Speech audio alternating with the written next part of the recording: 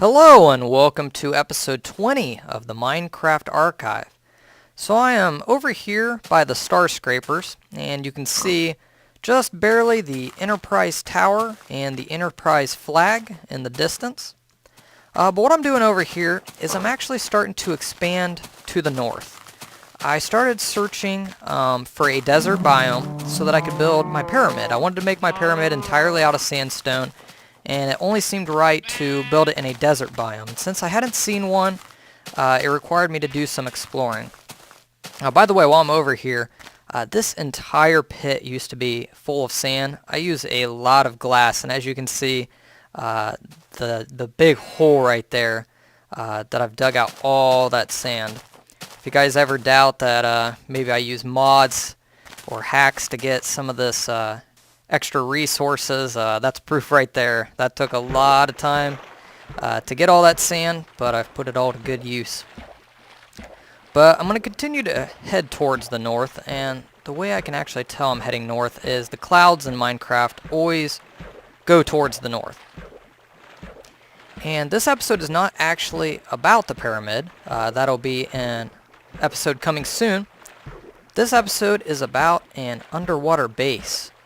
And I got to give credit to Fearless Bob 1998. He sent me a message and said, hey, you should build an underwater base. And I'd always wanted to build a like an underwater kind of glass tunnel. But after getting his suggestion, I said, why not? Why not build the whole base instead of just the tunnel? So I'm going to continue to head in this direction, and I will show you the underwater base I've made. And there was something kind of cool over here. Hopefully I can find it again. Something unique I saw. There was actually some lava underwater. Yeah, here it is, right over here. I don't know if this is some kind of glitch, but normally when lava comes in contact with water, it turns into cobblestone. But for some reason, this lava here is actually flowing into the water. And see, some of it down here is turning into cobblestone, but not all of it. So yeah, you get this kind of cool effect underwater where it's like half lava, half water.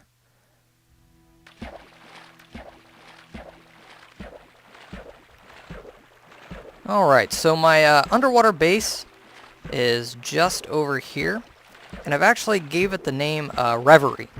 And that was a suggestion by Skyvy HD for the base inside of the Nether. I actually chose a different name for that base, and I'll get to that in a later episode. But as I've said before, if you give me a good name suggestion and it ends up not being the one I choose, if it's good, I will likely use it later to name something else. And that was the case. Skyvy had said Reverie means hope.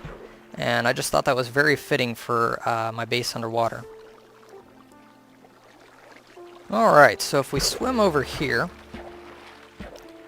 I have an entryway leading into this underwater base. And I'm not sure how clear this is on YouTube. You can kind of see what's down there, but it's not real clear. The water in Minecraft is not super transparent, so sometimes it's a little hard to see through the water. But this is basically it. It's nice and cozy. I've got kind of like a swimming pool here. I don't know exactly why you would go underwater to swim in the water, but I thought it looked cool. And I got 4 benches around the pool. If you guys haven't seen, I made a very short, simple video on how to actually make birch trees.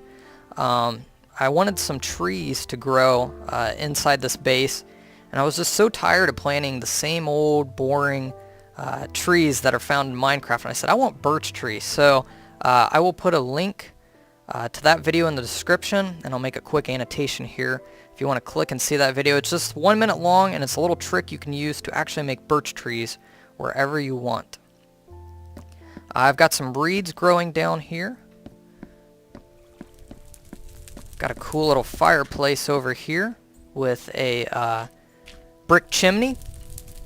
I've actually been finding a lot of clay in this area, so I've been able to make all these bricks. I got some bookshelves, some little chairs to sit and read in with a little light above using the glowstone I got from the Nether.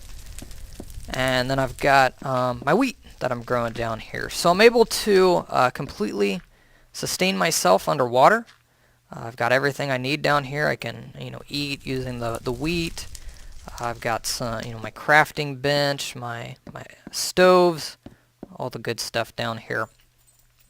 But what I'm going to do in the next part of this episode is actually show you guys how to make an underwater base.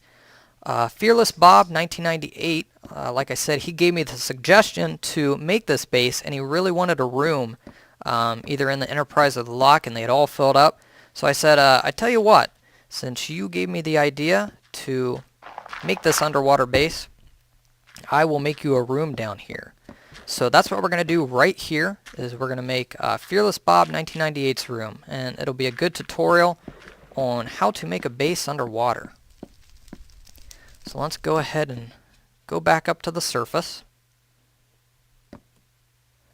And one other thing I wanted to show you guys, I'll leave this as a little secret, but this chimney over here actually emits smoke.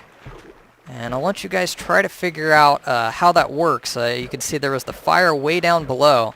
And as you know, when you light a fire, the smoke only travels a short distance upwards. So if any of you can guess how that smoke is coming up all the way through the chimney, let me know. I'm curious to see how clever you guys are. So yeah, there's tons of squid down here. And actually, before I drop down there, I need to equip my glowstone so that I can see better. I'm sure it's very hard for you guys to see. It's just as hard for me to see as well.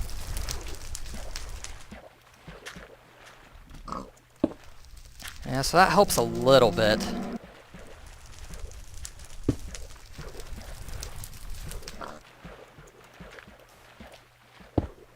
Yeah, and eventually I'm probably going to need to go get some health, because as I'm working underwater, sometimes I don't watch my life as much as I should and take a little bit of damage. So what I'm going to do is I'm going to start off by building the outline of this room. See how many bubbles it takes me to get up to the surface. Looks like about 4. So it'll be a little bit annoying having to go up for the surface constantly to get air. But you gotta do what you gotta do to survive. So this will be an awesome room with these squid here. This, Fearless Bob will have a great view. So yeah, that's the outline of the room. And what we'll do is we'll draw the outline, and then we'll fill it entirely with dirt. And see, I got to talking again and not watching my life, so I might... Ooh, that was close. I was gonna say I might take some damage. But yeah, first I just draw the outline of the room with glass. And when that's all done, I fill it with dirt. And as you destroy the dirt, it will not fill up with water as long as it's in an enclosed space. And you can make rooms underwater. So I'm going to speed this up because this is a little tedious. But just a couple more layers of glass and a roof ceiling, and we'll have Fearless Bob's room all built.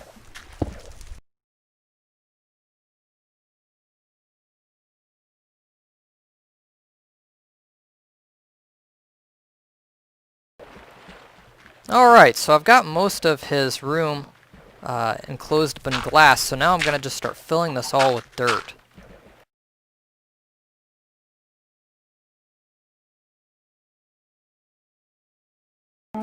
Alright, so his room is completely full of dirt, and you can use sand or whatever other material is easy to destroy. Wool is actually a good one because you can just light it all on fire when you're done instead of having to get all the dirt or all the sand. So I built the outline of the room first with glass, then I filled it with dirt, and then I took glass and I put the roof of the room on. So now when I go over here, just got to get out my shovel. Got to be careful not to hit the glass. But see, the dirt has replaced the water. Let me put a torch in here so you guys can see a little bit better.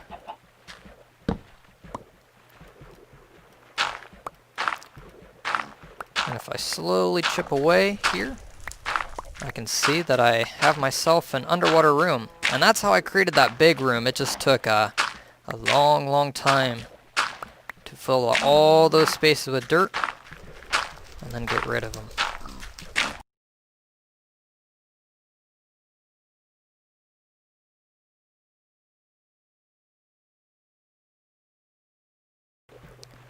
Alright, so I finished getting rid of all that dirt, and now we're just going to start putting all the stuff in Fearless Bob's room.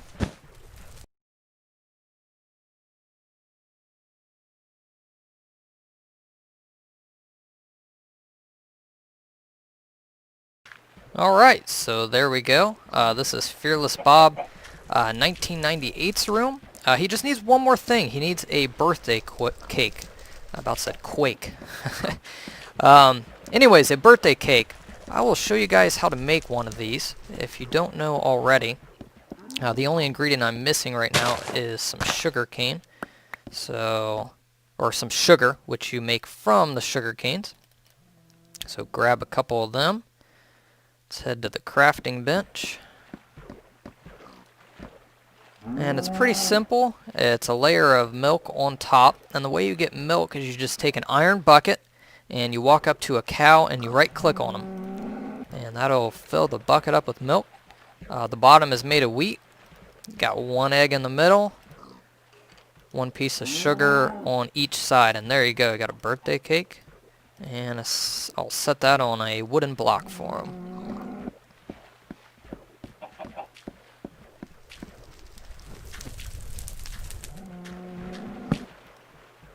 And there we go.